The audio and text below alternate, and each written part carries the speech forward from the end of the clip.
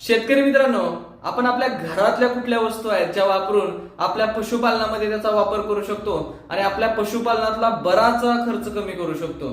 पहिलं, आपण हिमालया बत्तीसा वापरतो पचनासाठी. त्याच्याऐवजी आपण वापरू शकतो घरातील बेकिंग सोडा येतो.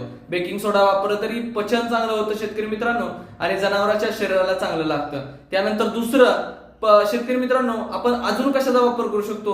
ऊर्जेचा स्रोत असणार आपल्या घरामध्ये गुळ किंवा काकवी. शेतकरी मित्रांनो, आपण मोलॅसिस विकत घेऊन येतो आणि ते जनावरांना वापरतो. त्याच्याऐवजी 100% आपण गुळ किंवा काकवी वापरू शकतो. त्यानंतर तिसरं काय आहे तर घरातील असणारं अन्नधान्याचं पीठ म्हणजेच भरडा आपण करून तो सुद्धा वापरू शकतो, ज्याच्यामुळं आपला पेंडीवरचा येणारा खर्च पशुखाद्यावरचा तो कमी होईल आणि पशुला पुरेपूर पूरक घटक मिळतील. जनावरांच्या माजाची समस्या सुद्धा सुटेल आणि जनावराला ऊर्जादायी, ताजतवानं आणि ऍक्टिव्ह ठेवेल. या 3 छोट्याशा गोष्टी आपण वापरून बघूया शेतकरी मित्रांनो, अजून आपला खर्च कमी होईल. प्रश्न महत्वाचा आहे की दूध उत्पादन घेताना खर्चावरती नियंत्रण करणं आणि कमी खर्चामध्ये जास्तीत जास्त चांगलं उत्पादन घेणं.